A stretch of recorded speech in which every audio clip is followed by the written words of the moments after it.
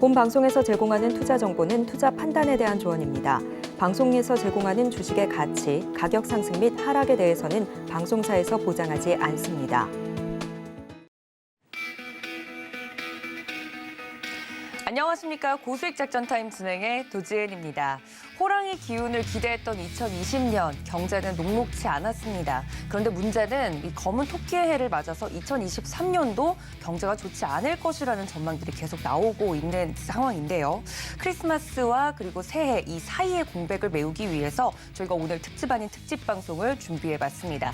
내년을 준비하는 투자자분들에게 도움이 될 수 있는 정보 오늘도 두 분의 전문가님들 모시고 자세하게 이야기 나눠볼 테니까 많은 기대 부탁드리고요. 자, 간밤에 일단 마무리가 된 뉴욕 증시부터 살펴봐야 될 것 같습니다. 크리스마스 연휴를 끝내고 나서 개장을 했던 뉴욕 증시 혼조세를 보였다고 하는데 어떻게 마무리가 됐는지 자세하게 알아보도록 하겠습니다. 외신센터 연결하죠. 안녕하세요. 고수익 작전타임 외신센터의 캐스터 박정원입니다. 간밤에 있었던 미국 증시 시장 상황 자세히 전달해드리도록 하겠습니다. 크리스마스 대체 공휴일을 맞아서 뉴욕 증시는 하루 쉬었다가 오늘 거래가 다시 재개됐습니다. 3대 지수 혼조세를 보이면서 마무리를 했는데요.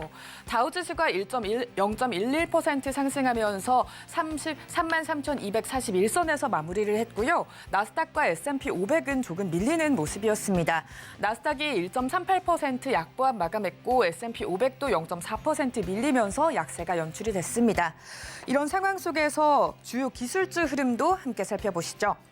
한눈에 보시면 알 수 있듯이 빨간불이 많이 들어오면서 뉴욕 증시 오늘장 전반적으로 약세를 보였고 또 혼조세가 연출되기도 했습니다. 애플 같은 경우 1.39% 밀리면서 약세가 연출이 됐고 마이크로소프트도 0.74% 약보합으로 거래를 마쳤습니다. 엔비디아 같은 경우 큰 폭으로 밀렸는데요. 이 반도체 섹터 전반적으로 빨간불이 많이 들어오면서 엔비디아는 7.13% 밀리면서 거래를 마쳤습니다. 또 이어서 커뮤니케이션 서비스주 살펴보시면 알파벳 A, 구글이 2.06% 밀리면서 시장 전반적으로 투심이 굳게 얼어붙은 모습이 나타났습니다. 메타가 0.98% 밀렸고요. 이어서 아마존도 2.59% 밀리면서 거의 2.6% 가까이 주가를 끌어내렸습니다. 테슬라의 경우에는 조금 많이 밀리는 모습이 나타났는데요. 오늘장에서 큰 낙폭을 보이면서 무려 11% 밀려나는 모습 연출이 됐습니다. 월마트가 0.03% 약보합으로 마감을 했고 이 밖에 은행 관련주는 강세가 연출이 된 반면 헬스케어 관련주는 혼조세가 연출됐습니다. 에너지주 전반적으로 초록불이 많이 들어오면서 강세가 연출된 하루였습니다. 이어서 특징주 흐름도 함께 짚고 넘어가시죠. 중국이 3년 동안 이어온 제로 코로나 정책을 마침표를 찍을 것으로 보이고 있습니다. 중국 기업들의 주가가 전반적으로 강세를 보였는데요. 특히 이 알리바바와 JD.com의 주가가 5% 가까이 상승하는 모습 살펴볼 수가 있었습니다. 알리바바의 경우 4.92% 상승하면서 거의 5% 가까이 뛰어 올랐고요. JD.com도 마찬가지로 4.18% 강세 보이면서 주가를 끌어올렸습니다. 중국에서 위드 코로나 선언과 함께 한국 여객기도 차츰 풀어질 전망이 보이면서 관련 수혜를 입을 것으로 보이는 기대주들도 함께 상승을 하는 모양새였습니다. 이렇게 특징주 흐름까지 만나봤는데요. 한편 간밤에 전해졌던 외신 뉴스들 함께 체크해 보도록 하겠습니다. 글로벌 이슈들 어떤 것 있었는지 함께 체크해 보시죠. 먼저 처음으로 살펴볼 기사는 자동차 산업 관련 기사입니다. 2023 could be another difficult year for the auto industry. Here is why. 높은 이자율과 공급망 문제 그리고 경기 침체에 대한 두려움까지 겹치면서 어려움을 겪었던 글로벌 자동차 업계가 이 내년에도 고전할 것이라는 전망이 나왔습니다. 올해 겪었던 어려움의 원인이 해소되지 않았다는 판단이 나왔고요. 이 생산량 회복과 함께 수요 감소가 이 재고가 큰 폭으로 늘어날 것으로 보이면서 시장 전반적으로 약세가 예측이 되고 있습니다. 2023년은 자동차 산업에 또 다른 어려운 해가 될 수 있다는 CNBC의 기사를 함께 살펴보시죠. 현지 시간 27일 8시 미국 경제 매체 CNBC에 따르면 높은 이자율과 공급망 문제 그리고 경기 침체에 대한 두려움은 2022년 글로벌 자동차 시장을 얼어붙게 만들 것이라는 분석이 나왔습니다. 이 문제는 또 빠르게 해결되지 않을 것으로 예측된다면서 those issues aren't expected to be resolved quickly라는 말이 나왔는데요. 이 자동차 생산이 마침내 다시 증가하고 있는 반면 올해 공급 부족이 빠르게 demand destruction, 즉 수요의 파괴로 이어질 수 있다는 월스트리트의 우려가 커지고 있는 상황입니다. Auto sales could still rise라면서 대부분의 분석가들은 auto sales could still rise. 이 2023년에 전 세계 및 미국 자동차 판매가 증가할 것이라고 예측을 내놨습니다만 but fat profits may be at risk라면서 이러한 판매 증가는 자동차 제조업체가 the expense of the unpredicted pricing power and profits, 즉 전례 없는 가격 결정력과 이익을 챙겨야만 가능할 수 있다고 이야기를 전했습니다. 이렇게 지속적인 공급망 문제와 함께 경기 침체에 대한 두려움으로 인해서 시장이 조금씩 회복할 것이라는 흐름과 함께 팬데믹 시장에서 차량 공급에 어려움을 겪었던 자동차 시장이 팬데믹이 사라지면서 새로운 차량 공급이 산업 내에서 마침내 개선되고 있지만 이제는 공급이 아니라 수요의 문제로 넘어갈 것이라는 분석이 나오고 있는 겁니다. 과연 2023년에 자동차주의 투심은 어디로 흘러갈지 관련 흐름 저희 방송과 함께 주목해 보시기 바랍니다. 이어서 테슬라 관련 소식 전해드리겠습니다. 오늘 장에서 테슬라가 11% 넘게 급락하면서 낙폭을 키워갔는데요. 이 테슬라 관련 소식으로 로이터 통신은 exclusive Tesla to run reduced output in Shanghai in January plans slow라는 제목의 기사가 등장했습니다. 테슬라가 이번 달부터 시작된 중국 상하이 공장 생산 감축을 내년 1월까지 연장할 계획이라는 걸 로이터 통신이 단독 보도를 통해서 전달했는데요. 이에 앞서서 로이터 통신은 지난 24일부터 테슬라가 상하이 공장에서 생산을 중단하고 또 12월 마지막 주에는 대부분의 작업을 중단하기로 했다는 소식을 전해왔습니다. 중국에서 위드 코로나를 선언하면서 코로나19 감염세가 짙어지고 또 이 테슬라 중국 공장 내에서의 감염세가 점점 더 확산세가 짙어지면서 이 테슬라가 이런 결정으로 한 걸로 알려졌었는데 이번에는 또 테슬라 will run production for 17 days in January between January 3rd to January 19th and will stop electric vehicle output from January 20th to 30th for extended break for Chinese New Year, according to the plans by Roosters. 테슬라 상하이 공장이 내년 1월 3일부터 19일까지 17일간 생산을 중단하고 또 1월 20일부터 31일까지는 설 연휴를 연장해서 이 공장의 가동을 중단할 예정이라는 소식을 전해왔습니다. 약 2만 명의 직원을 고용하고 있는 테슬라 상하이 공장은 올해 2022년 1분기에서 3분기에만 테슬라가 생산한 차량의 절반 이상을 차지했을 정도로 테슬라가 정말 많은 분야에서 투자를 감행하고 있는 대규모의 생산 공장이기 때문에 생산을 17일간 멈춘다는 계획이 시장에서는 어떻게 풀이가 될지 주목을 받았는데 오늘 장에서 테슬라가 급락하는 흐름 보여줬습니다. 또 이 밖에 CNBC에서 테슬라 stocks is headed for its worst month, quarter and year on record. 테슬라의 주식이 사상 최악의 월과 분기 또 연도로 향하고 있다는 기사를 내놓기도 한 상황인데요. 최근 부진하는 모습 보였던 테슬라가 앞으로는 어떤 행보를 이어갈 수 있을지 저희 방송과 함께 주목해 보시기 바랍니다. 저희도 소식이 들려오는 대로 계속해서 전해드리겠습니다. 그리고 마지막으로 살펴볼 기사입니다. 사우스웨스트 항공사 관련 기사인데요. 오늘 아침에 새벽 사이 눈이 내리면서 온 세상이 하얗게 물들었죠. 이 눈과 함께 출근길 시작하신 분들 많으실 텐데요. 미국에서도 눈이 계속해서 내리고 있습니다. 성인 남성의 허리 이상으로 차오르는 1m의 폭설에 항공기 결항도 속속 등장하고 있는 상황인데요. 특히 사우스웨스트 항공사의 대규모 결항으로 인해서 항공 대란이 빚어지고 있습니다. 관련해서 CNN의 보도 함께 살펴보시죠. Southwest Airlines continues canceling flight as New Year holiday approaches. 신년 공휴일이 다가오면서 Southwest Airline이 계속해서 결항을 하고 있다는 소식이 전해졌습니다. 많은 항공사들이 날씨 때문에 어쩔 수 없이 항공편을 취소하고 있는 상황이지만 취소된 항공편에서는 이 사우스웨스트 항공사가 단연 선두를 달렸습니다. 현지 시간 화요일에는 미국에서 약 4,100개가 넘는 여기 이제는 5,200개가 넘는 딜레이가 나왔다는 소식이 전해졌는데 이어졌는데 이 중에서 무려 2,900편 이상이 사우스웨스트 항공사에서 나온 경항편이었습니다. 이 한편 날씨 관련 비행 취소 및 지연으로 인한 비참한 한 주에 이어서 화요일에 이렇게 맑은 날씨를 기대하는 항공사 여객기 이용자들에게도 특히 사우스웨스트 에어라인스로 비행하는 경우에는 며칠 더 인내를 해야 한다면서 particularly if they're flying with troubled Southwest Airlines, their patience a few more days라는 기사가 나왔습니다.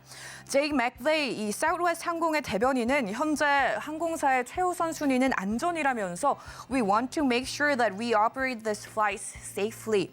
우리는 이 항공편들을 안전하게 운행하는 것을 확실하게 짚고 넘어가야겠다면서 그러기 위해서는 합법적이고 또 충분한 시간을 가져야 한다고 이야기를 내놨습니다. 관련 소식이 이 시장에 어떤 영향을 줄지 주목이 됐었는데 오늘 사우스웨스트 항공사의 주가 5% 이상 밀려났습니다. 이렇게 글로벌 시장 전반적으로 최근 시장을 움직일 만한 재료가 없어서 혼조세를 보이고 있는데 이 박스권 움직임이 계속해서 이어지고 있는 상황입니다. 뉴욕 증시 오늘 밤에는 10월 S&P 지수와 CS 주택가격지수의 발표가 이어졌는데요. 소식 들려두는 대로 전달드리도록 하겠습니다. 지금까지 외신센터였습니다. 네, 이렇게 글로벌 외신까지 체크를 해봤습니다. 밤사이 자는 동안 눈이 많이 내렸더라고요. 여러분들 출근길 유의하시라는 말씀 전해드리면서 본격적인 이야기 나눠보도록 할 텐데요. 오늘 도움 말씀 주실 두 분의 전문가님부터 소개해드리도록 하겠습니다. 루크투자연구소 임순재 대표님과 교보증권 여의도금융센터 윤여민 FP님 자리해 주셨습니다. 전문가님들 어서 오세요. 안녕하십니까? 네, 반갑습니다. 네, 이렇게 이른 아침부터 우리 두 전문가님들과 함께 이야기를 나눠볼 텐데 2022년 이제 각각 모시고는 저랑 좀 시장 이야기를 많이 나눴었는데 한 해를 좀 돌아보면 말 그대로 다사다난했습니다. 근데 지금은 2022년을 뒤로 하고 내년을 또 준비해야 되는 입장이기 때문에 첫 번째 질문부터 좀 드리면서 경제 이야기를 이어가 보도록 하겠습니다. 자, 내년 경제에 대해서 많은 전문가분들이 예상과 전망을 내놓고 있습니다만 계속 나오고 있는 단어 중에 하나가 바로 경기 침체죠. 아래 공포, 경기 침체, 내년엔 더 힘들어질 것이다 이야기들이 계속 나오고 있는데 이 경기 침체 공포, 현실화 가능성이 있는 이야기인지 아니면 늘 시장에서 좀 겁을 주시는 분들도 있잖아요. 그런 것인지 궁금합니다. 임 대표님 생각 어떠십니까? 네, 일단 내년도에 글로벌 경기 침체에 대한 얘기들이 많이 나오고 있습니다. 아마 내년에는 글로벌 경기 침체, 그러니까 심하진 않다라고 해도 어느 정도의 경기 침체는 불가피하지 않을까라는 생각을 해보고 있습니다. 특히 이제 각 국제 금융기구에서 내년도 이제 경제 성장률을 지금 발표들을 하고 있는데요. 내용을 본다라고 하게 되면 IMF 같은 경우는 내년도 경제 성장률 2.7% 쪽 예상을 하고 있고요. OECD 같은 경우에도 내년 경제 성장률을 2.2%로 예상을 하고 있습니다. 특히 이제 신흥국의 이제 경제 성장률도 4% 이하로 될 것이다라고 얘기들을 많이 하고 있고, 특히 이제 선진국일 경우에는 1% 내외의 그런 이제 경제 성장률을 보일 만큼 경제 성장률이 둔화되는 그런 모습가 내년에 확연하게 있을 것이다라고 보여집니다. 특히 이제 OECD에서 발표한 자료에 의하면 최근에 이렇게 만약 내년 2%대 초반에 이제 경제 성장률을 보인다라고 하게 되면 글로벌 금융 위기나 코로나 위기 이후에를 제외하고 가장 최근 20년 내에 낮은 그런 수준이다라고 할 만큼 상당 부분 좀 둔화되는 건 좀 불가피하지 않을까 싶습니다. 이렇게 이제 둔화되는 가장 큰 이유를 본다라고 하게 되면 높은 물가 상승률에 따른 기준금리 인상이 지속되고 있다라고 보시면 될 것 같고요. 네. 일단 올해도 각국의 중앙은행들이 물가 안정을 위해서 기준금리를 많이 올렸지만 내년까지도 추가적으로 더 올릴 가능성은 충분히 있다라고 보여집니다. 이와 더불어 이제 기준금리가 올라가면서 소비자들의 이제 그러니까 소비가 좀 감소하는 그런 모습을 보이게 될 거고요. 그렇게 되면 기업 실적 측면에서도 올해보다는 좀 둔화될 가능성은 분명히 있다라고 보시면 되겠습니다. 최근에 특히 이제 내년 1월 말 정도에 이제 4분기 기업 실적들이 발표가 될 예정인데요. 아마 그때 기업 실적이 예상보다 좀 낮게 나온다라고 하게 되면 시장에도 좀 영향을 미칠 가능성은 충분히 있다라고 보여집니다. 이 외에 우크라이나 러시아 전쟁 계속 지속이 되면서 원자재에 대한 우려감은 계속 커져 있는 그런 상황이고요. 최근에 이제 러시아산 이제 원유에 대한 이제 가격 상한제에 관련된 아마 그런 이슈 때문에 아마 뭐 러시아가 또 이거와 관련돼서 원유 공급을 줄이거나 중단할 수도 있다라는 그런 이제 발언을 하고 있는 상황에서 원자재 가격도 여전히 시장에서 좀 불안한 그런 느낌을 가질 걸로 예상이 되고요. 이외에 이제 내년도에도 이제 신흥국 시장들의 부채 위기에 대한 부분이 여전히 시장에선 조금 불안한 요소로 될 가능성이 있으니까 그런 점도 좀 참고해 보시면 어떨까 싶습니다. 네, 말씀해 주신 것처럼 내년도 이제 경기 침체, 현실화 가능성이 어느 정도 있다라는 이야기를 구체적인 이유와 더불어서 이야기를 해주신 것 같습니다. 말씀해 주신 것처럼 금리 인상 기조를 연준이 계속해서 유지하고 있는 상황이죠. 그 폭은 조금씩 줄여가고 있는 상황이지만요.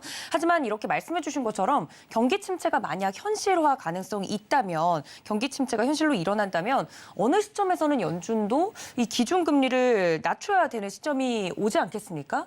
그 시점에 대한 이야기들이 많아지고 있는데 파월 의장이 말하는 이 인플레이션이 잡혔다라는 그 시그널을 저희가 미리 좀 파악하는 것이 중요할 것 같습니다. 어떤 것들을 어느 수준에서 저희가 좀 봐야 될지.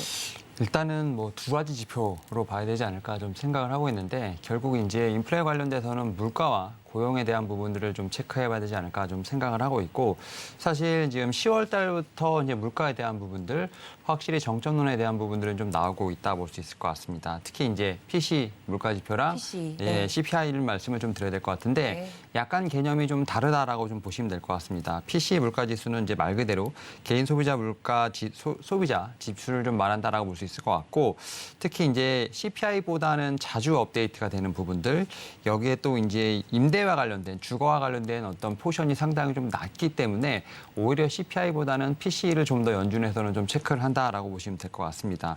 그런 측면에서 PC 지표가 10월 달 PC 지표가 좀 발표가 됐었는데요. 그때 물론 컨센서스를 좀 부합하긴 했습니다. 지금 예측은 한 6% 정도, 실제도 6% 나오면서 좀 컨센서스를 좀 부합하는 모습이 나왔는데 다만 이러한 측면에서 인플레의 좀 정점에 대한 부분들 확실히 좀 얘기가 나왔다 볼 수 있을 것 같습니다.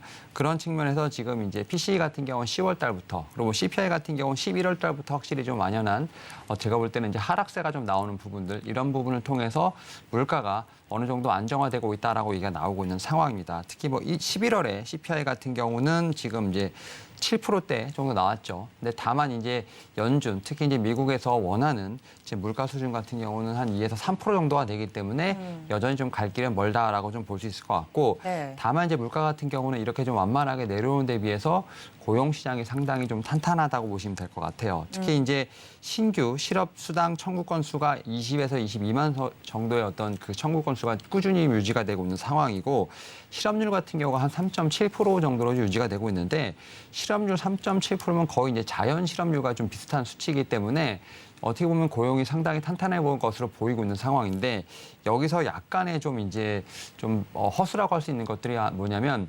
비경제 활동 인구수가 좀 상당히 많다라는 점이라고 볼 수 있을 것 같습니다. 실업률을 체크할 때 비경제 활동 인구수가 좀 배제되는 부분이 있기 때문에 지금 파월 연준 의장 같은 경우도 이 비경제 활동 인구수를 어떻게 보면 좀 노동시장으로 참여하는 어떤 그런 좀 방안을 연구 중이라고 보실 수 있을 것 같습니다. 사실 이게 비경제 활동 인구수가 많이 늘어난 이유, 그러니까 결국 실업률의 통계에 잡히지 않는 그 공식이 잡히지 않는 이유는 크게 좀 세 가지로 볼 수 있다고 볼 수 있을 것 같은데 첫 번째로 이제 코로나19 미국 같은 경우 상당히 심했죠. 사망률까지 있다 보니까 일단은 사람들의 인식에는 코로나19를 일단 피하자. 그래서 직장 내에서 감염이 될 수 있다는 부분에서 일단은 회사를 가지 않는 그러한 인구에 상당히 늘어났고 그리고 이제 실업 수당 관련돼서 사실 이제 각 주마다 지원금을 더 많이 더 줬기 때문에 오히려 일할 때 나오는 어떤 급여보다 실업수당 플러스 지원금이라서 오히려 더 풍족한 삶을 살고 있다는 점, 이런 점이 오히려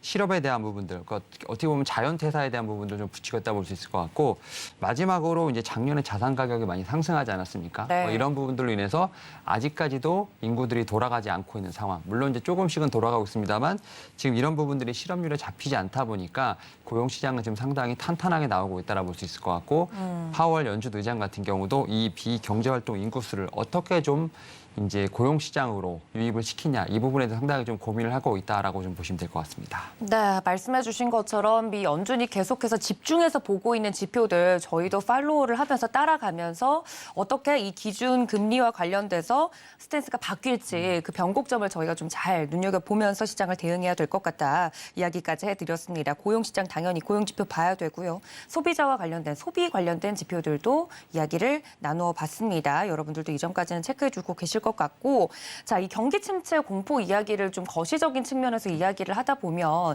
놓치는 것들이 있는 것 같습니다. 정말 피부로 와닿는 경기 침체에 관련된 내용들을 좀 살펴보자면 기업의 경영 키워드 중에 긴축도 빼놓을 수 없을 것 같습니다. 뭐 당장 삼성전자만 하더라도 비상경영 체제가 선포가 됐다 이야기가 나오고 있는 실정인데요. 한마디로 큰형님들조차 좀 허리띠를 졸라매고 있다. 그러다 보니 내년 경기가 더 힘들지 않을까 이야기들이 나오고 있는데 긴축 수위는 어느 정도로 예상을 하면 될까요? 네, 뭐 기업들이 이제 내년 실적이 상당히 이제 좀 부진해질 것이다, 뭐 둔화될 것이다라는 그런 예측치가 나오면서 각 이제 기업들이 이제 긴축 경영, 뭐 비상 경영 이런 얘기를 하면서 지금 뭐 좀 타이트하게 좀 쪼이는 그런 이제 느낌을 갖는다라고 보시면 될 것 같습니다.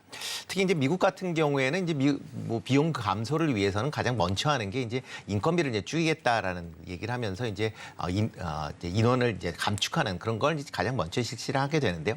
그에 비해서 이제 국내 기업들 같은 경우는 이런 이제 인력 조정에 대해서는 상당히 좀 진행이 어려운 그런 상황입니다. 그러다 보니까 기타 경비를 좀 줄이면서 이렇게 이제 기업들의 비용을 좀 줄이는 그런 이제 정책들이 많이 나오고 있다라고 보시면 될 것 같습니다. 물론 이제 국내 기업들도 일부 기업들 같은 경우는 뭐 특히 이제 은행권을 중심으로 해서 뭐 명예퇴직을 한다든가 해서 뭐 인건비를 이제 줄이겠다라고는 하지만 아직까지는 대부분의 기업들은 그렇지 못하다라고 보시면 될 것 같고요. 그러다 보니까 기업 입장에서 보면 기존에도 비용 절감을 위해서 많은 노력들을 하고 있습니다. 그 와중에 지금 더 마른 수건에서 뭐 물 짠다라는 얘기하듯이 경비 절감을 위해서 좀 더 많은 노력을 하고 있다라고 보시면 될 것 같고요. 대표적으로 뭐 삼성전자가 이제 비상경영 체계를 하면서 뭐 사업장 복도에 전등을 끈다든가 아니면 뭐 해외 출장이나 글로벌 마케팅 행사들 축소를 해서 한다든가 하면서 비용을 좀 절감을 해보겠다라는 얘기를 많이 하고 있습니다. 뭐 삼성뿐만 아니라 뭐 여타 다른 기업들도 이제 비용 절감에 나서고 있는 그런 상황인데요. 대표적으로 뭐 LG나 포스코, 하나, 현대중공업 같은 경우도 이제 비상경영 체계를 이제 선언을 하면서 생산 라인을 재정비를 통해서 가동률을 뭐 조정을 한다든가 아니면 실내 온도를 낮춘다든가 아니면 뭐 비용 절감 뭐 아이디어를 공모한다든가 하는 형태로 이제 다양한 그런 이제 그 절감 방법들을 이제 마련하고 있다라고 보시면 되겠습니다. 다만 이렇게 이제 긴축 경영을 하면서 뭐 실질적으로 비용이 절감이 되긴 하지만 전체 회사 규모에 비하면 절감 비용은 그렇게 크지는 않다라고 보시면 될 것 같고요. 그보다는 이제 구성원들에게 그만큼의 이제 긴장감을 조성을 하면서 전반적으로 이제 기업의 생산성이나 아니면 기업의 내적인 그런 이제 단합을 좀 더 강화시킨다라는 측면으로 접근을 해주시는 게 어떨까 싶고요. 대외적으로 본다라고 해도 회사들이 이렇게 비용 절감을 위해서 노력을 한다라는 걸 이제 보여주면서 주주한테도 상대적으로 내가 투자하는 회사들이 이렇게 긴축을 위해서 노력을 하고 있다라는 걸 어떻게 보면 보여주기 위한 그런 것도 같이 내포하고 있는 거 아닌가라는 생각을 해보고 있습니다. 뭐 그러다 보니까 이제 각 기업들이 과연 그러면 이런 긴축을 언제쯤 해소할 것이냐라는 그런 이제 많은 그 궁금증이 있는데 아마 내년 중에는 계속 이어질 가능성은 충분히 있다라고 생각이 되고요. 아마 2024년 정도 돼야 경제가 어느 정도 정상 궤도로 되돌아갈 확률이 높을 걸로 예상을 하고 있는 그런 상황입니다. 따라서 아마 내후년 정도 돼야 이런 비상경영 체제가 조금 완화되지 않을까라는 생각을 해보고 있습니다. 네, 말씀해 주신 것처럼 대기업 그러니까 큰형님들도 허리띠를 졸라매서 많이 힘들어지는 게 아닐까 걱정했는데 졸라매는 신용 정도로 퍼포먼스적으로 그칠 것 같다라는 이야기를 자세하게 해주셨습니다. 이런 이야기를 하는 것만으로도 이 시장의 분위기가 형성이 되는 게 있으니까요. 자, 그렇다면 그 아래 이제 아우들은 어떤지 한번 보도록 하겠습니다. 중소기업도 상황은 마찬가지일 것 같은데 형님들이 이 허리띠를 졸라매는 신용을 했다면 중소기업은 더 실질적으로 졸라매야 되는 상황인지 궁금한데요. 네, 일단 이 질문에 답을 하기 위해서 네. 제가 이제 확실히 좀 이제 리서치를 좀 했고요. 네. 이제 최근에 2022년 중소기업 경영 실태, 그다음에 2023년 경영계획 조사 결과에 대한 부분은 보고서가 좀 나왔기 때문에 이 부분을 좀 응용하도록 하겠습니다. 지금 올해 같은 경우는 중소기업 한 10개 중에 6개가 지금 경제 상황에 대한 어떤 여파로 인해서 원가 절감, 그다음에 경영 긴축 사태를 좀 이어가고 있다라고 보시면 될 것 같고, 이런 부분에서 지금 올해뿐만 아니라 내년에도 이러한 사태가 계속 지속될 것이다라는 얘기를 하고 있는 상황이라 볼 수 있을 것 같습니다. 일단 수요 위축이 좀 가장 컸다라고 좀 보실 수 있을 것 같고, 여기에 또 금리 인상, 인건비 상승 순으로 결국 이제 경영에 대한 압박이 좀 상당히 심했다라고 보실 수 있을 것 같은데, 결국 이러한 측면에서 지금 이제 올해 어떤 이러한 측면을 좀 타개하기 위한 노력이 분명히 수반돼야 되지 않을까라는 좀 생각을 하고 있고, 결국 자구책으로 이제 비용 절감, 구조조정 분명히 하고 있다라고 보실 수 있을 것 같고, 여기다가 지금 이제 영업이라든지 홍보를 좀 결국 늘려가면서 영업에 대한 파이프라인을 좀 늘려가는 어떤 그런 활동이 좀 이어지고 있다라고 보실 수 있을 것 같습니다. 그리고 일단은 좀 정부 쪽에서 보게 된다면 좀 지원은 분명히 하고 있다라고 보실 수 있을 것 같습니다. 뭐 세금 감면이라든지 납부 유예 같은 부분을 좀 하고 있는 상황이고, 또 대출 만기의 어떤 유예, 뭐 연장 등을 하고 있는 상황입니다만, 여전히 이런 부분이 내년에도 좀 지속돼야 한다는 부분은 분명히 좀 짚어야 되지 않을까 좀 생각을 하고 있고, 올해 지금 6개 기업 한 60% 정도가 좀 힘든다는 상황인데, 내년 같은 경우는 조금 더 수치가 올라간다라고 보시면 될 것 같습니다. 한 61%, 62%까지 올라가는 상황이기 때문에 올해 어떤 환경 자체가 좀 개선된다라고 좀 보기는 쉽지 않다라고 볼 수 있을 것 같고, 그런 측면에서 기업들의 내년 전략을 보게 된다고 하면 결국은 원가 절감, 긴축, 그다음에 이제 금융 리스크의 어떤 관리 강화들이 제가 볼 때 화두로 좀 떠오르고 있지 않나라고 좀 생각을 하고 있습니다. 뭐 그러한 측면에서 내년에 상당히 좀 중소기업 쪽에는 복합적인 금융 위기라든지 어떤 리스크가 좀 있지 않을까 좀 생각을 하고 있고, 네. 그런 측면에서 정부가 얼만큼 지원해 주니가 상당히 좀 중요한 관건이 아닌가 좀 화두가 떠오르고 있습니다. 네, 중소기업 상황은 더더욱 안 좋은 전망들이 나오고 있군요. 저도 참 사회면 기사를 보다 보면 안 그래도 이렇게 우울한 경제 전망 속에서 고용 한파까지 또 겹치고 있고 희망 퇴직자들을 신청을 받고 있다라는 뉴스를 전할 때마다 좀 마음이 아픈데, 일단 대기업과 중소기업 일단은 내년 경기가 안 좋을 것으로 예상이 되니까 이렇게 계속 원가 절감 이런 쪽으로 포커싱이 맞춰지고 있다는 상황까지 자세하게 리서치 내용까지 살펴봤습니다. 자, 그렇다면 내년 증시 전망 제대로 좀 해볼 텐데, 일단 미국 증시 전망부터 미리 좀 이야기를 나눠볼까 합니다. 글로벌 증시가 좋아야 또 국내 증시도 좋을 수 있기 때문에 일단 뉴욕 증시 안에서 또 미국 증시 전망은 어떻게 나오고 있나요?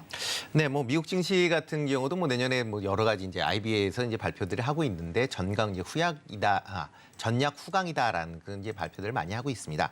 그렇지만 이제 내용을 본다라고 하게 되면 상반기와 하반기를 좀 나눠서 구별해서 이제 판단을 해보실 필요가 있지 않을까라는 생각을 해보고 있습니다.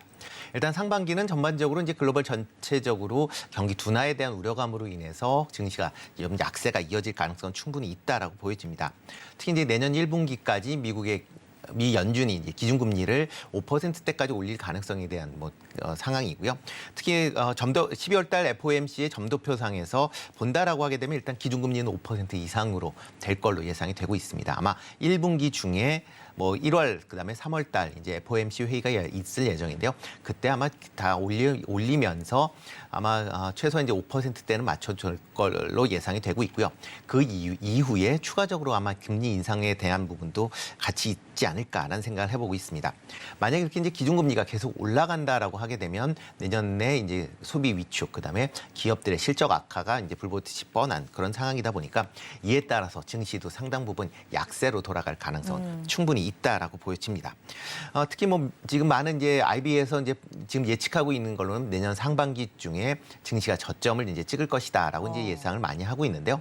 지금 저점 포인트를 본다라고 하게 되면 대부분 이제 3,000에서 3,400포인트의 저점을 기록할 것이다라고 예상을 하고 있습니다.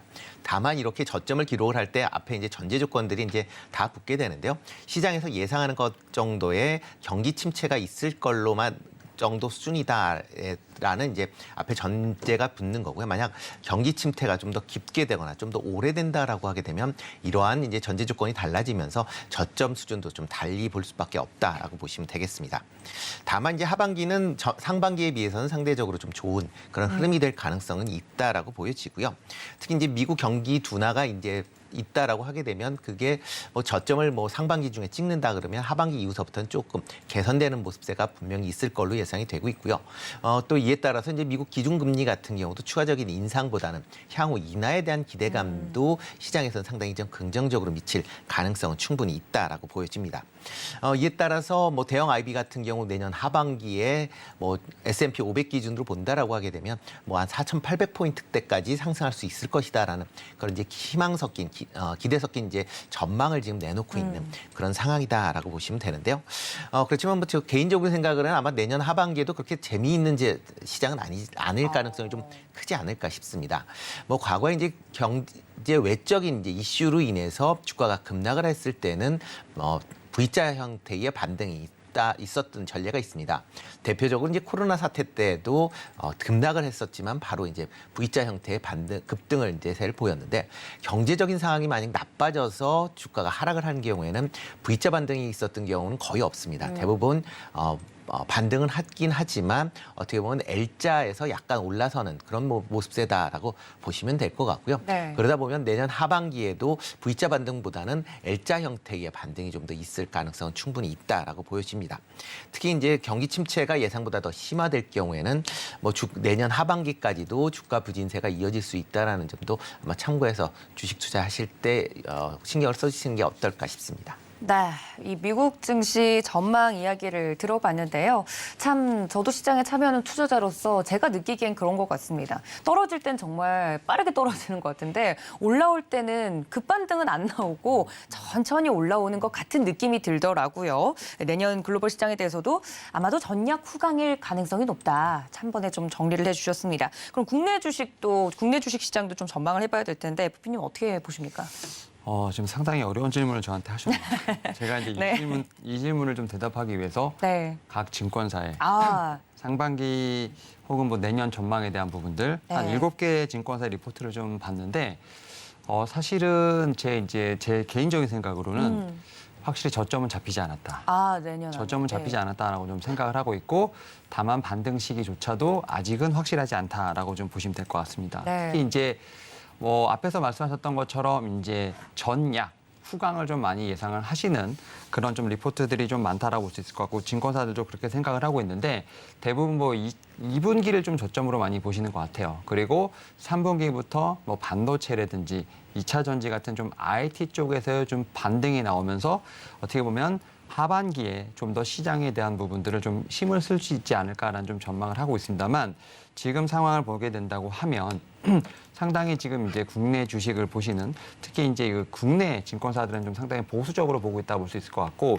이와 더불어서 좀 그 외국계 글로벌 증권사들 같은 경우는 좀 상당히 상단을 높게 보고 있는 상황이기 때문에 그 사이에 좀 편차는 좀 많다라고 좀 보시면 될 것 같습니다. 왜냐하면 이제 국내 증권사들 같은 경우는 올해 상당히 좀 희망적으로 많이 봤는데 이 예측들이 좀 많이 좀 빗나가게 되면서 내년은 상당히 좀 보수적으로 보고 있는 것 같고 오히려 이제 외국 증권사들 같은 경우는 올해 이런 좀 내용을 겪었기 때문에 내년에 좀 더 희망적인 부분이 있지 않을까라는 좀 상황이기 때문에 뷰가 좀 다르다 볼 수 있을 것 같고 제 개인적인 생각을 좀 말씀을 드리면 아직까지는 좀 단기적인 어떤 저점에 대한 부분들은 좀 더 좀 시간이 걸리지 않을까라는 좀 생각을 하고 있습니다. 즉 이 상황에서도 좀 변동성이 나올 수 있다라고 좀 생각이 들고 있고 다만 이제 아래로의 변동성보다는 위 상방에 대한 부분이 좀 더 높기 때문에 오히려 지금 시점 같은 경우는 좀 분할 매수의 관점으로 봐야 되지 않을까 좀 생각을 하고 있고 제가 생각하는 밴드를 좀 말씀을 드리면 코스피까지는 충분히 이제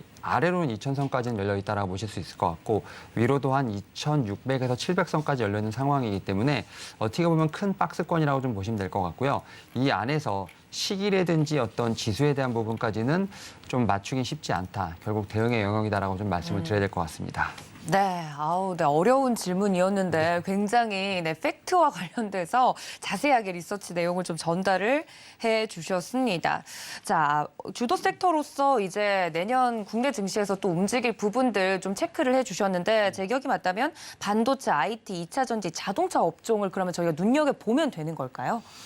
일단은 맞습니다. 네. 왜냐하면 지금 반도체는 이미 지금 시장 자체에서 한파를 겪고 있는 상황이고 그다음에 2차 전지랑 자동차는 최근부터 지금 조정이 나오고 있는 상황이죠. 근데 제가 볼 때 이제 반도체 같은 경우는 이제 다음 주부터 이제 4분기 실적 시즌 시작을 하게 되는데 이미 이제 영업 급감에 대한 부분들 이미 지금 시장에서 알고 있는 부분이 있고요. 이런 부분들이 지금 주가에 충분히 반영이 됐다. 우리가 흔히 말하는 선반영이 됐다라고 생각이 들고 있고 또 내년 한 하반기 지금 3분기부터 지금 이제 D램 같은 경우는 가격이 올라올 수 있다라는 좀 전망이 있기 때문에 그런 측면에서 주가는 분명히 좀 선방향할 것이라 생각이 들고 있고 2차 전지나 자동차 같은 경우는 약간 좀 결이 다릅니다. 특히 2차 전지 같은 경우는 약간의 좀 자동차 섹터와 연결되는 부분이 있습니다만 저는 2차 전지 같은 경우는 좀 최근에 시장이 흔들리는 상황에서 많이 잘 버텼기 때문에 오히려 늦게 좀 조정이 나온다라고 생각을 하고 있고 특히 이제 밑에 따라 있는 뭐 4대 소재 같은 경우는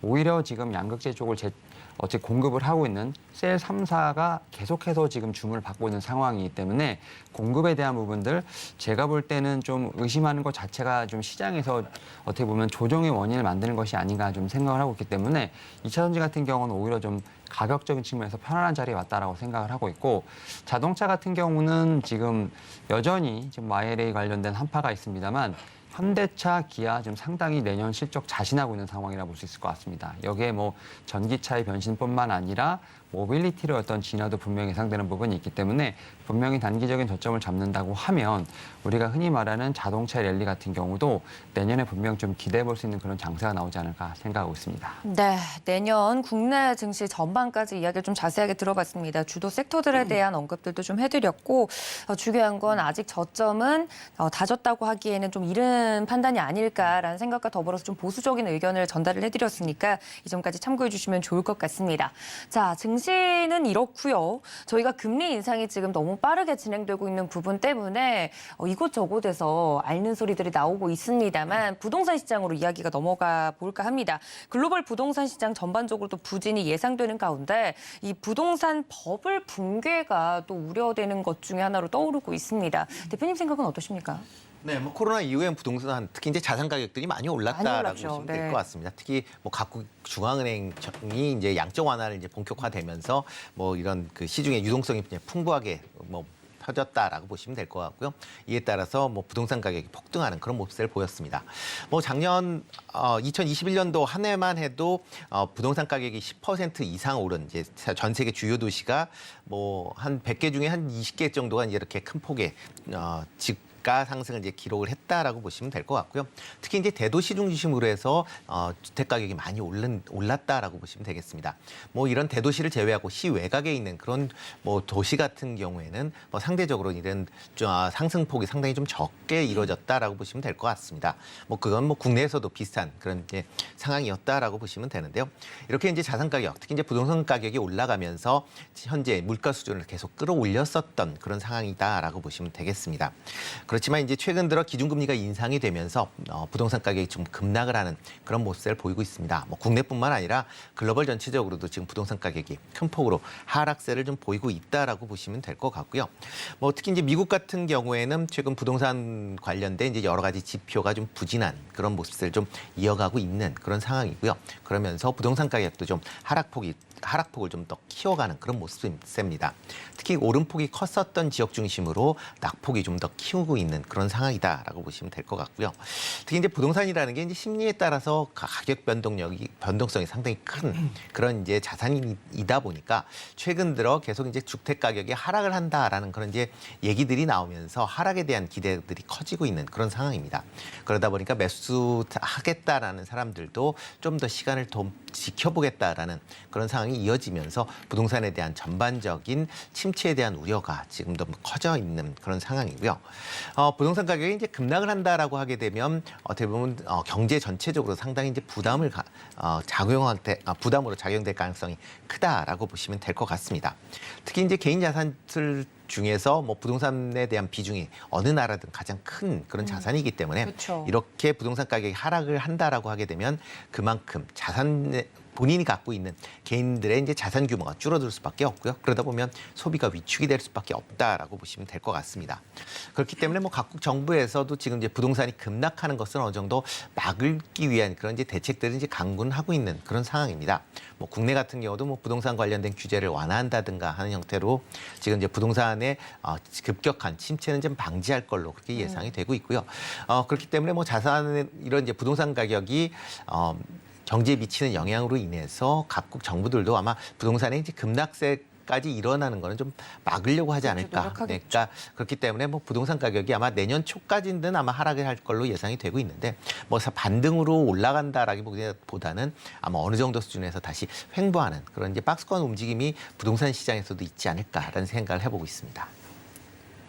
네, 이 부동산과 관련된 이야기 계속 나눠보고 있습니다. 글로벌 부동산 버블 붕괴 우려, 그 속에서도 좀 국내 증시로 다시 돌아와 보자면 국내 부동산 PF발 금융 위기론도 또 부각이 되고 있습니다. 저희는 또 레고랜드 사태를 겪지 않았습니까? 관련돼서 어떻게 전망하고 계시는지. 좀 전에 질문은 어려웠고 지금 질문은 상당히 아픕니다.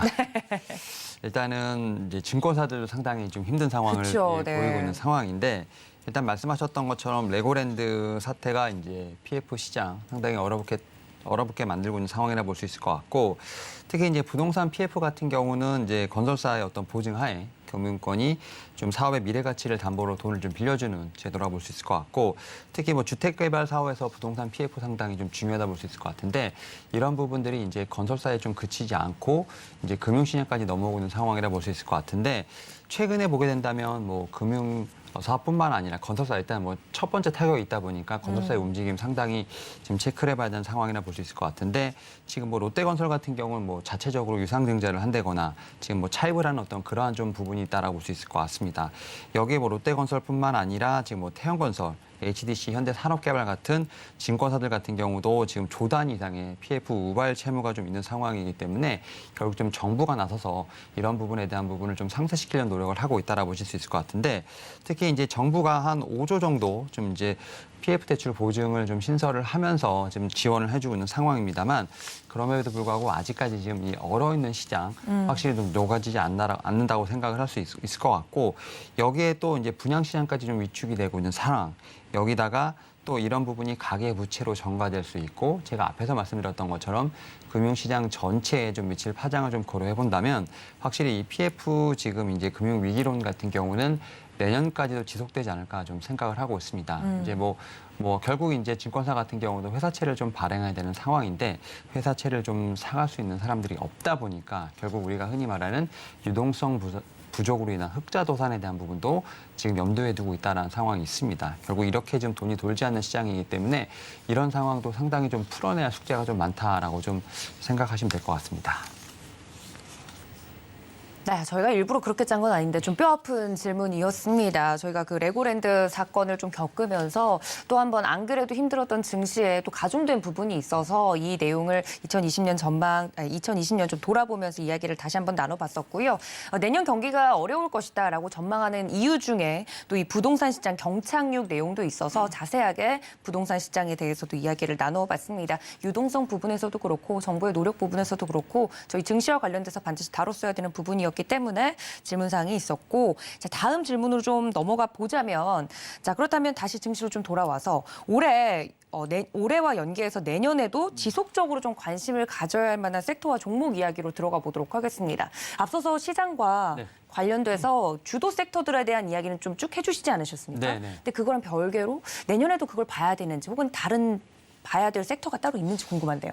일단 올해와 연계해서 내년을 본다고 하면 지금 시장에서 가장 좀 뜨거운 테마는 리오프닝이 아닐까 중국, 네. 예, 생각을 하고 있습니다. 지금 중국이 코로나19 방역 지금 계속해서 이어가고 있고 그러한 측면에서 리오프닝 속도가 좀 상당히 빠르게 진행되고 있다고 볼 수 있을 것 같은데 뭐 PCR 검사는 좀 중단을 했고 확진자 수를 좀 확인하지 않는 그러나 이제 중국 정부의 어떤 방향성 자체는 확실히 리오프닝 쪽으로 가닥을 잡고 있다라고 보시면 될 것 같습니다. 뭐 이러한 측면에서 봤을 때 지금 단기간에 변동성은 충분히 나올 수 있고 사실 이런 부분들로 인해서 인플레에 대한 좀 부분을 좀 자각할 수 있겠습니다만 저는 이제 금융시장 전반에 봤을 때 중국의 제로 코로나 정책의 포기는 상당히 좀 훈풍이 불지 않을까 좀 생각을 하고 있고 결국 이제 중국인들이 일상생활을 되찾게 된다고 하면 결국은 이 소비지에 대한 수요도 다시 좀 살아나지 않을까 하는 생각을 하고 있고 물론 이제 한국 기업들 중국에서 위상이 조금은 낮아진 부분은 있습니다.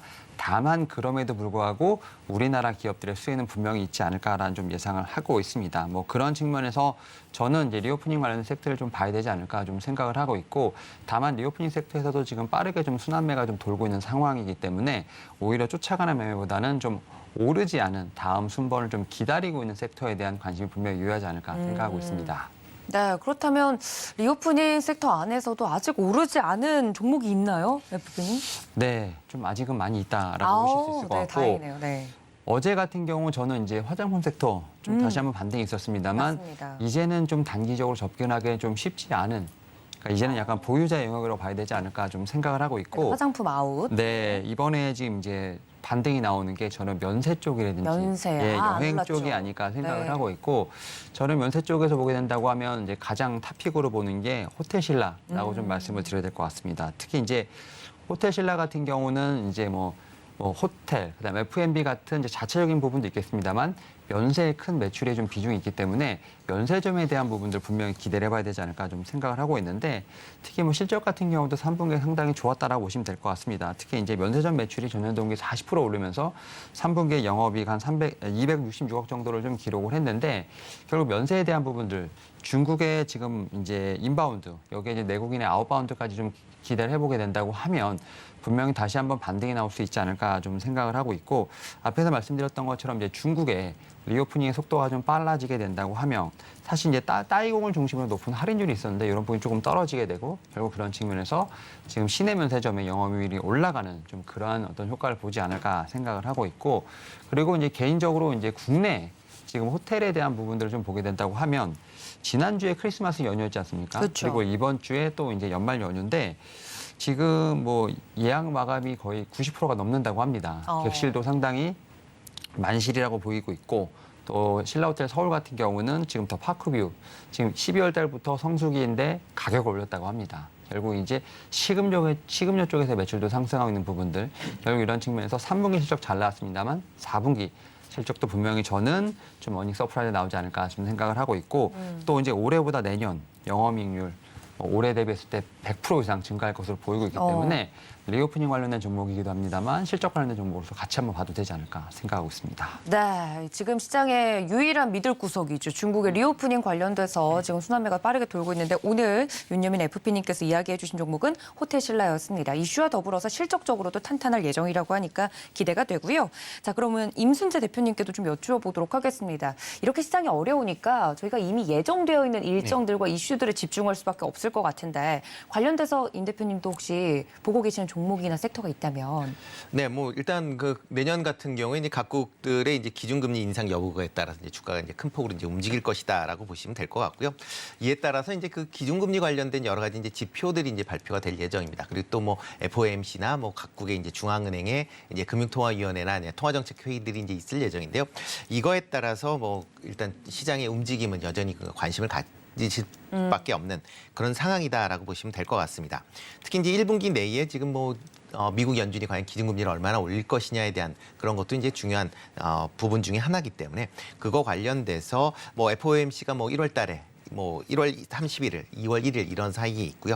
그다음에 3월 FOMC 회의도 3월 21일, 3월 22일 날 개최될 예정입니다. 그러니까 이럴 때에 맞춰서 조금 관심 있게 보시면 어떨까 싶고요. 뭐 한국은행 같은 경우도 1월 금융통화위원회를 1월 13일 날 개최할 예정이니까 과연 국내 금리의 향후 움직임에 대해서도 관심 있게 좀 보시면 좋지 않을까 싶습니다. 또 하나가 이제 글로벌 그 경기 둔화로 인해서 기업 실적들이 이제 1월 말서부터 이제 발표가 될 예정인데 아마 4분기 예상 실적은 뭐 예상보다 좀 나빠질 걸로 그렇게 보여지고 있습니다. 다만 이제 가이던스들이 어떻게 나올지에 대한 부분도 여전히 관심 있게 보셔야 될 거기 때문에 아마 기업들의 실적에 관련된 부분도 1월 말서부터 2월 초까지 좀 관심 있게 보시면 어떨까 싶고요. 네. 그리고 이제 3월 달에 중국에서 이제 양회가 있을 그렇죠, 예정입니다. 양회 있죠. 네. 뭐 중국 관련돼서 뭐 리오프닝 관련돼서 뭐 여러 가지 얘기가 나오는데 아마 최종적으로 확정돼서 뭐 그리고 또 내년에 경기 부양책이나 이런 것들이 아마 양회 때 결정이 되지 않을까라는 기대를 해보고 있습니다. 그리고 또 하나가 이제 시진핑 3기의 본격적인 이제 시작이 이런 양회가 끝난 다음이다라고 보면 그렇게 하면 양회도 상당히 이제 중요한 영향을 미칠 가능성이 있으니까 좀 주의 있게 보실 필요가 있지 않을까 싶고요. 그 외에 이제 각 기업들의 이제 산업군별로 하면 주요 이제 그 박람회나 그다음에 컨퍼런스들이 계속 있을 예정입니다. 이에 따라서 이런 컨퍼런스에 관련된 그런 기업들에 조금 더 관심 있게 보시면 좋을 걸로 이제 예상이 되는데요. 대표적으로 이제 ICT나 모빌리티 뭐 이런 전자제품 관련돼서는 1월 5일부터 1월 8일까지 라스베가스에서 이제 CES가 있을 예정입니다. 또 2월 27일부터 3월 2일까지 바르셀로나에서 모바일 월드 콩크레스라는 이제 MWC가 있을 예정이니까요. 이때에는 뭐 ICT나 ICT 관련된 기업들에 조금 더 관심을 있게 보시면 어떨까 싶고요. 디지털 헬스케어 관련돼서는 이제 JP 모건 헬스케어 컨퍼런스가 1월 9일부터 1월 12일까지 있을 예정입니다. 특히 이제 헬스케어 관련된 특히 이제 국내에 있는 바이오 관련된 기업들의 움직임에도 조금 관심 있게 보시면 될 것 같고요. 또 상반기에 미국 암 학회인 AACR이 회의가 있을 예정이고요. 4월 달에 있습니다. 그다음에 6월 달에는 미국 임상종양 학회가 있을 예정이니까요. 이때도 이런 이제 컨퍼런스나 이런 박람회 중심으로 해서 관련 기업들에 대한 관심을 좀 가지시는 게 어떨까 싶습니다. 네, 이렇게 내년 경기 침체와 관련돼서 경기가 안 좋을 것으로 예상이 되는 가운데 내년 경기 전망과 더불어서 증시 상황 자세하게 이야기 나눠봤습니다. 임순재 대표님께서 준비해 주신 종목 같은 경우는 저희가 또 방송에서 다룰 기회가 있으니까요. 여러분들 저희와 끝까지 함께해 주시면서 두 전문가님들의 증시 인사이트 여러분들 챙겨가 주시면 좋을 것 같습니다. 오늘 본 방송에서 제공해 드린 정보는 투자 판단에 대한 조언일 뿐 해당 주식의 가치나 수익률을 보장하고 있지 않다는 점까지 알려드리면서 두 분과 함께 인사드리도록 하겠습니다. 시청해 주신 여러분 고맙습니다.